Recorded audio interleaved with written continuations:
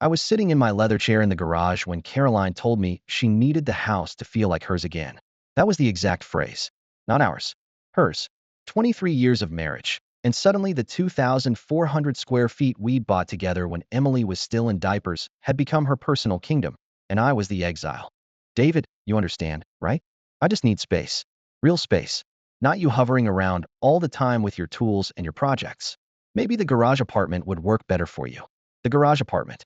We'd converted it 5 years ago when my mother was sick, built a small bedroom and bathroom above the two-car bay. Mom never ended up using it.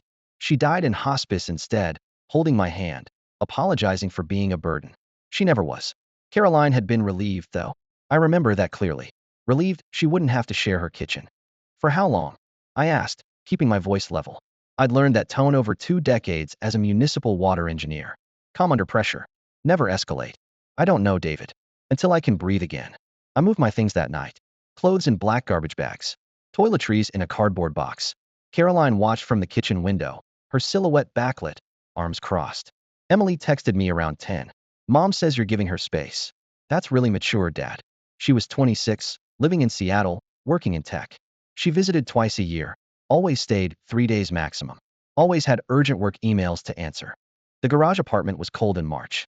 I could hear the furnace kick on in the main house, feel the warmth bleeding through the walls that didn't belong to me anymore. I sat on the edge of the narrow bed and looked at my hands. 51 years old. Hands that had drafted infrastructure plans for the entire county's water treatment expansion. Hands that had rebuilt a 1967 Mustang in this very garage. Hands that Caroline no longer wanted touching her shoulder in the morning. I called my brother that first night. Michael was a corporate attorney in Chicago, practical to a fault. She's having an affair, he said immediately. You don't know that. I'm not saying she's sleeping with someone. I'm saying she's detached. That's how it starts. Did you do something? I thought about it. Really thought about it. I don't think so. Then lawyer up. Quietly. I'm not ready for that. David, you're already sleeping in your garage. How much more ready do you need to be? But I wasn't ready. I still believed in the inertia of marriage, the weight of history. We had Emily. We had the house. We had that trip to Vancouver Island where we'd kayaked in the fog and Caroline had laughed so hard she nearly tipped us over. That had been 8 years ago, but it counted. I thought it counted. Work became my sanctuary. The county was in year 3 of a massive water infrastructure overhaul, replacing pipes that dated back to the Eisenhower administration. I was the lead engineer, overseeing 12 contractors, managing a $14 million budget. The job required precision, patience, and an ability to see problems 3 moves ahead. I was good at it. Better than good. The county manager had told me I was the reason the project was actually on schedule, a rarity for municipal work. I started staying late at the office, not because I had to, but because the alternative was sitting in the garage apartment watching Caroline move through the house below me like I was a ghost. Some nights I'd see her on the phone, laughing. She never laughed like that with me anymore. 3 months in, Caroline's sister Rachel came to visit. She was a partner at a mid-sized law firm in Portland, handled corporate litigation, made 3 times what I did. She'd always looked at me like I was a curiosity, a decent man who'd somehow trapped her ambitious sister in a suburban compromise. They had wine on the back patio. I was in the garage, organizing my old drafting table, and their voices carried through the open window. You're still keeping him out here? Rachel's voice, sharp with judgment. It's working. I can think clearly. Caroline, you can't just indefinitely warehouse your husband. Either fix it or end it. It's not that simple. The house, the finances, Emily. Emily's an adult. And the house is marital property. Trust me, I've seen this before. The longer you wait, the more complicated it gets. I stopped organizing and listened. I don't want a divorce, Caroline said quietly. I just want him to be different. Different how? More? I don't know. Ambitious. Passionate. He's so content with everything. The same job, the same routines. He rebuilt that stupid car for 4 years, Rachel. For years, sitting in the garage with grease under his nails. That's his idea of achievement. I looked down at my hands. The grease was long gone, but I remembered every hour on that Mustang. Every seized bolt. Every moment of problem solving. I'd sold it 2 years ago to help pay for Emily's last year of college when her scholarship fell through. Caroline had suggested we take a loan. I'd sold the car instead. She'd never said thank you. That night, I pulled down the boxes I'd stored in the rafters of the garage. My father's old files. He'd been a civil engineer too, worked on the interstate system in the 60s, retired with a pension and a handshake. He died when I was 30, left me his technical library and a letter that said, "Build things that last longer than you do." I'd kept his reference manuals, his old site maps, his handwritten notes on load calculations. I spread them across the drafting table and felt something shift in my chest. Not anger, determination. I started a project that night. A personal project. The county had been discussing a supplementary water source for years, a backup reservoir system that could serve the northern district during droughts. The environmental studies were done, the land was available, but the design had stalled in committee. Too expensive, they said. Too complex. I began working on an alternative design. Nights and weekends. Up in the garage apartment, using the old drafting table, modern software on my laptop, and 30 years of experience. I wasn't doing it for the county. I was doing it to prove something to myself. That I wasn't content. That I could still see 3 moves ahead. Caroline and I barely spoke during this time. She'd leave my dinners in Tupperware containers on the garage stairs. I'd leave the empties washed and stacked by the kitchen door.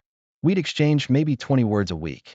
Emily called once a month, always talked to Caroline first, then asked to speak to me as an afterthought. "Dad, how's the garage life?" "It's fine, honey. Gives me space to work." "Mom says you're being really understanding about everything." Understanding. That was the word Caroline had chosen. Not exiled. Understanding. "Your mom and I are figuring things out," I said, which was technically true, though we were figuring out different things. By month 5, I had a complete preliminary design for the reservoir system. A 60-acre site, gravity-fed, with an innovative filtration approach that cut costs by 30%. I'd included geological surveys, environmental impact projections, even a phased construction timeline. It was good work. Probably the best work I'd ever done. I showed it to my supervisor, Tom Chun, on a Friday afternoon. He was 58, close to retirement, had been in municipal engineering longer than I'd been alive. Tom studied the plans for nearly an hour, didn't say a word. I stood there, hands in my pockets, feeling like a kid at a science fair. "This is remarkable, David. I mean, genuinely remarkable. This solves problems the consultants couldn't touch. It's just a concept. It's more than a concept. This is implementable. Did you do this on county time?" "No. Personal project." Tom looked at me over his reading glasses. "What's going on with you? You've seemed different lately. Focused differently. Just needed something to work on." He nodded slowly. "I'm presenting to the county commission next month. The reservoir's on the agenda again. Would you be willing to present this?" "It's your project, Tom." "No, David. It's yours. And it might actually get funded if the commission sees the innovation here." I drove back to the house that evening, parked in the driveway, and sat in my truck for 10 minutes. The lights were on in the kitchen. Caroline was moving around inside, probably making dinner. For herself. The garage apartment was dark above, waiting. I went upstairs and sat at the drafting table. I pulled out my phone and looked at the photos I'd taken of the plans. Proof that I could still build something. That contentment wasn't the same as stagnation. There was a knock on the door. Caroline, standing there in jeans and a sweater, holding a plate. "I made pasta. Thought you might want it warm instead of in a container." "Thanks." She didn't leave. Just stood there, looking around the apartment like she was seeing it for the first time. "Rachel thinks I'm being cruel," she said. "Are you?" "I don't know. Maybe. I just felt so stuck, David. Like we were both just going through motions." "I never felt that way." "I know. That was part of the problem. You seemed fine with everything. The same conversations, the same weekends. I wanted something more." "More of what?" She didn't answer. Just set the plate down and left. Month 6. Early September. The county commission meeting was scheduled for the second Tuesday. Tom had put me on the agenda, given me 20 minutes to present. I practiced in the garage apartment, spoke to the empty room, refined my talking points. The night before the meeting, Caroline's car was gone when I got home. Unusual. She was always home by 6.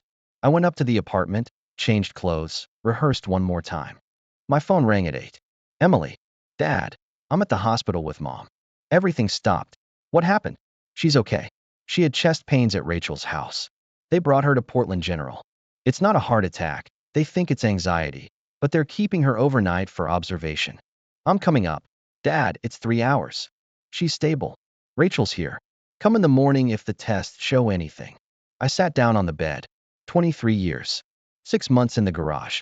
And my first instinct was still to drive 3 hours to sit in a hospital waiting room. Put her on the phone, I said.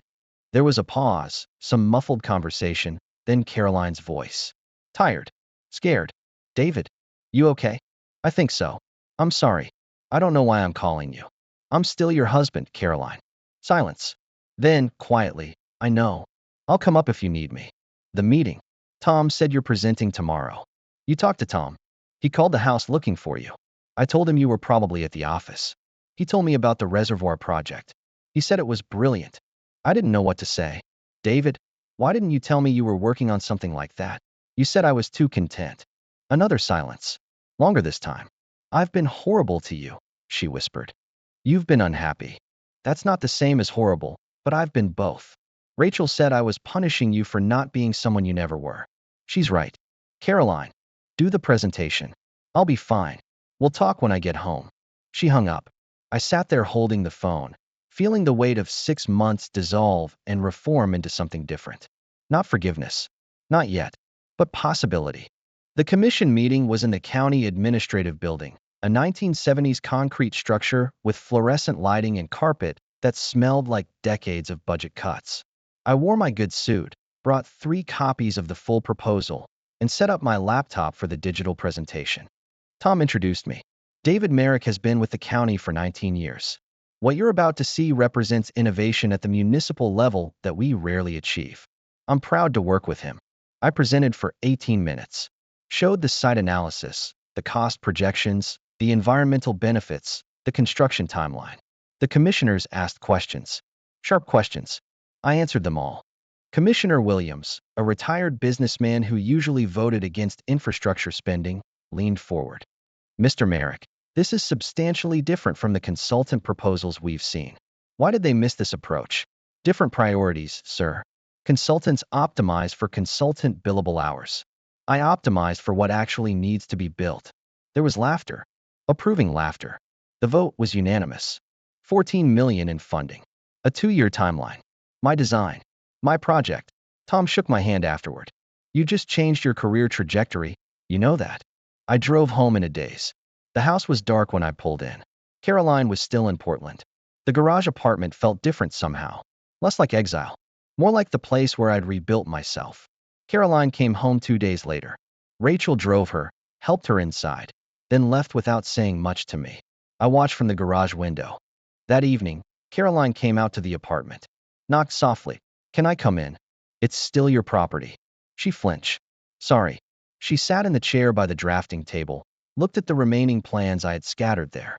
Rachel's firm is handling a municipal case right now. She mentioned your name to one of her partners. He looked you up. Did you know you have a professional reputation beyond the county? I don't think about it much. The partner said you're known as someone who solves impossible problems. That you're the reason 3 counties in the region use our water treatment model. It's just work, Caroline. No, David. It's not just work. It's who you are. And I spent 6 months punishing you for being exactly who you are because I was unhappy with who I'd become. I waited. I don't know if I can fix this, she said. Fix us. I said terrible things. I made you feel unwanted in your own home. Our home. Yes, our home. I want you to come back inside. Not because I'm scared or because you had a success. Because I was wrong. Because I forgot that contentment isn't the same as giving up. You were never stuck, David. I was. And I blamed you for it. What changed? I asked. I had a panic attack in Rachel's kitchen. Thought I was dying. And the only person I wanted was you. Not for what you could do. Just because you're you. That clarity kind of reframes things. I looked at this woman I'd spent half my life with. The gray threading through her hair. The lines around her eyes. The fear and hope mixed together in her expression. I'm not different than I was 6 months ago, I said. The reservoir project doesn't make me more ambitious. It just makes me more visible. I know. That's what I'm trying to say. I was wrong about what I wanted. I thought I wanted excitement, change, something dramatic.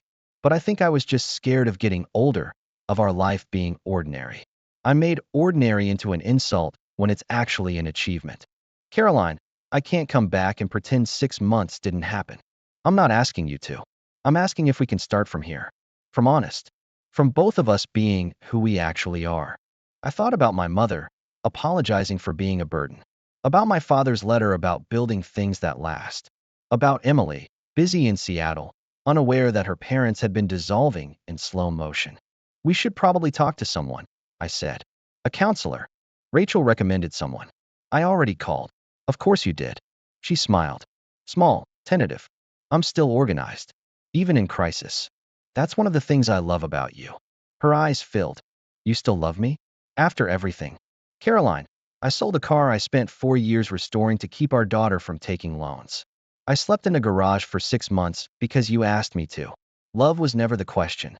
She stood up, crossed to where I sat, and put her hand on my shoulder. Just rested it there. Weight and warmth. Will you come back inside tonight? Is the guest room available? I think we should take this slow. The guest room is available. I washed the sheets. We walked down the stairs together. She held my hand, carefully, like she was relearning the shape of it. The house was quiet. The kitchen light was on. My dinner plate was already set at the table. I made pot roast, she said. Your favorite. I remember. We sat across from each other and ate slowly. Talked about small things. The garden. The neighbors. Emily's new project at work. Normal things. Ordinary things. Later, lying in the guest room bed, I heard Caroline moving around in the master bedroom. The house settling. The furnace cycling. All the sounds of home. My phone buzzed. Emily. Mom called. Said you're back in the house. Said you're both going to counseling. Dad, what happened? We're figuring it out, honey. She said you're designing a reservoir. That it's a big deal. It's work. Mom said it's more than work. She said you did something amazing and she almost missed it because she wasn't paying attention. I smiled in the dark. Your mom's being generous. No, Dad. I don't think she is. I think maybe we all weren't paying attention. I'm sorry I didn't call more. I'm sorry I treated visiting like a chore. You're building your life. That's what you're supposed to do. I'm coming home for Thanksgiving. Full week. No excuses. We'd like that. After we hung up, I lay there looking at the ceiling. The guest room ceiling.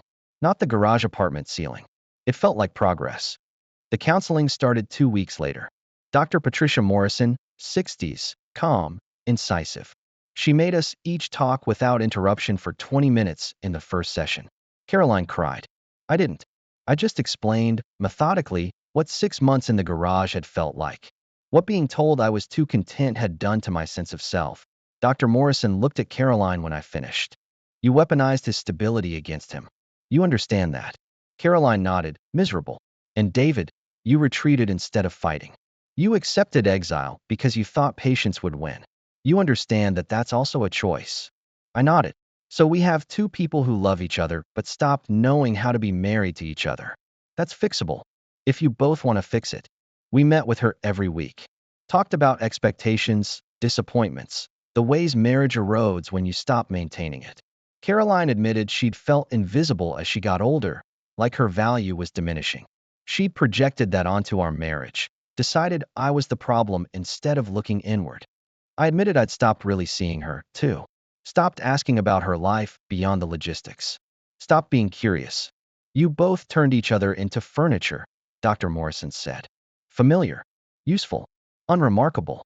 That's the real danger of long marriages. Not drama. Disappearance.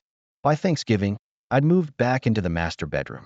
Not because everything was fixed, but because we'd both committed to the work. Emily came home, noticed immediately. You guys are different. Softer with each other. We're trying, Caroline said. It shows. We cooked together, the three of us. Turkey, stuffing, Caroline's mother's cranberry recipe. Emily told us about her girlfriend, Jess, who she'd been afraid to mention before because we seemed too fragile for her happiness. We met Jess on video call, liked her immediately, invited her for Christmas. Christmas was better. Emily and Jess stayed for 10 days. We drove to the coast, walked on cold beaches, ate chowder in tourist restaurants. Caroline held my hand. Reached for it deliberately. I reached back. The reservoir project broke ground in February. I wore a hard hat and stood next to the county manager for the ceremonial first dig. Tom was there, beaming. Caroline came, brought a camera, took pictures like I was graduating. I'm proud of you, she said afterward in the truck. Thank you for coming. David, I want to be part of your life. The real parts, not just the logistics. I want that too. We're not perfect now. Probably never will be. But we're awake to each other. Caroline started painting again, something she'd given up in her 30s. Set up an easel in the spare room. Spent weekend mornings with watercolors. I built her a proper studio space in the basement, installed good lighting, surprised her with it in March. She cried when she saw it. You built this for me. You said you wanted space. This is the right kind. We laugh more now. Take walks after dinner. Talk about books, politics, what we want the next decade to look like. Emily visits more often, brings Jess, talks about maybe moving back to the area. The garage apartment is storage now. Sometimes I go up there, look at the drafting table, remember those 6 months. They hurt. They still hurt. But they also taught me something about resilience. About building things in the dark that matter in the light. Caroline found me up there one evening, standing by the window. What are you thinking? She asked. That I'm glad it happened. Not because it was good, because it was true. We needed to fall apart to remember how to be whole. She stood next to me, looked out at the yard, the house, the life we'd almost lost. I'm glad you didn't give up on me, she said. You're my wife, Caroline. That's not a thing I know how to give up on. We went back inside together. To the house that's ours. To the marriage we're rebuilding. To the ordinary, remarkable work of staying.